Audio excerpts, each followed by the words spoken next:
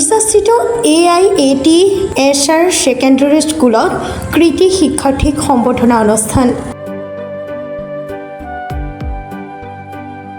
দক্ষিণ কামৰূপৰ মিৰ্জাস্থিত আগশাৰীৰ ব্যক্তিগত খণ্ডৰ উচ্চ শিক্ষানুষ্ঠান AIAT এছাৰ ছেকেণ্ডেৰী স্কুলত শনিবাৰে কৃতি শিক্ষাৰ্থীক সম্বৰ্ধনা অনুষ্ঠান অনুষ্ঠিত হয়। অনুষ্ঠানত সদ্য ঘোষিত উচ্চতৰ মাধ্যমিক পৰীক্ষাত সুখ্যাতিৰে উত্তীৰ্ণ হোৱা শিক্ষাৰ্থীসকলক সম্বৰ্ধনা জনোৱা হয়। অনুষ্ঠানৰ আৰম্ভণিতে শিক্ষানুষ্ঠানৰ শিক্ষাৰ্থী আৰু শিক্ষকসকলে এটি সমবেত সংগীত পৰিৱেশন কৰে। ইয়াৰ পাছত উত্তীৰ্ণ শিক্ষাৰ্থীসকলে শিক্ষানুষ্ঠানত তেওঁলোকৰ শৈক্ষিক জীৱনৰ অভিজ্ঞতা নিজৰ ভাষণ প্ৰসংগত ব্যক্ত কৰে। উল্লেখযোগ্য যে উক্ত শিক্ষানুষ্ঠানখনৰ পৰা এইবেলি উচ্চতৰ মাধ্যমিক পৰীক্ষাত ৭৩গৰাকীয়ে প্ৰথম বিভাগত আৰু ৩২গৰাকীয়ে ষ্টাৰ নম্বৰ আৰু ৯গৰাকীয়ে ডিষ্টিংশ্যন লাভ কৰিবলৈ সক্ষম হয়। এইবাৰ আশা কৰা ধৰণৰ ফলাফলেই হৈছে আমাৰ ইয়াতে আৰ্টছৰ পৰা হায়েষ্ট মাৰ্ক পাবলৈ সক্ষম হৈছে 91.4%, নুৰেশ্মা বেগমে পাইছে। ঠিক তেনেকৈ কমাৰ্চৰ পৰা 88% আৰু ছায়েন্সৰ পৰা 87% পাবলৈ সক্ষম হৈছে।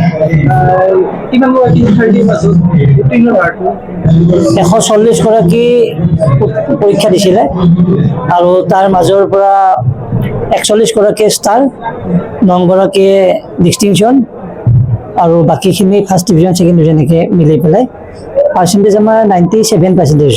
আজি আইএটা চিনিয়ৰ ছেকেণ্ডাৰী স্কুলত আপোনালোকে সম্বৰ্ধনা অনুষ্ঠান আয়োজন কৰিছে শিক্ষাৰ্থী উত্তীৰ্ণ কি ক'ব যে উৎসৱ মুখৰ পৰিৱেশন?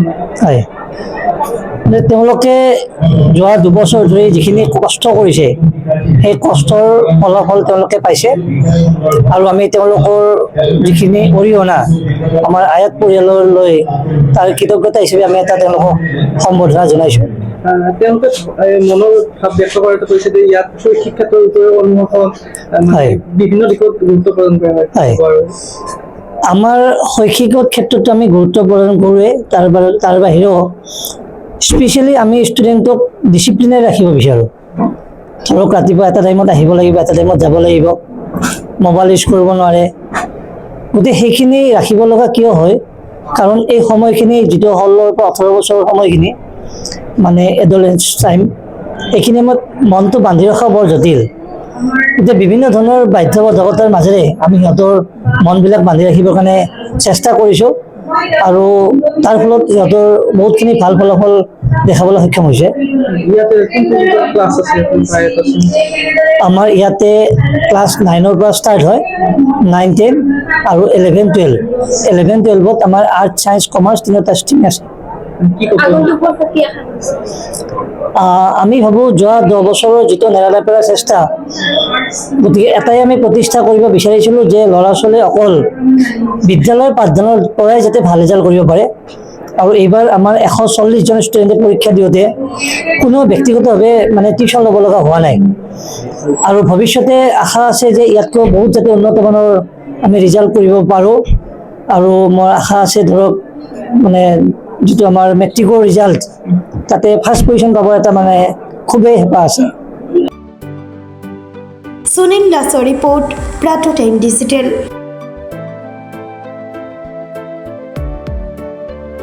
শদিয়াৰ পৰা ধুবুৰীলৈ, বৰাকৰ পৰা ব্ৰহ্মপুত্ৰলৈ সকলোৰে মাজত চিনাকি এটা নাম প্ৰাতঃ টাইম।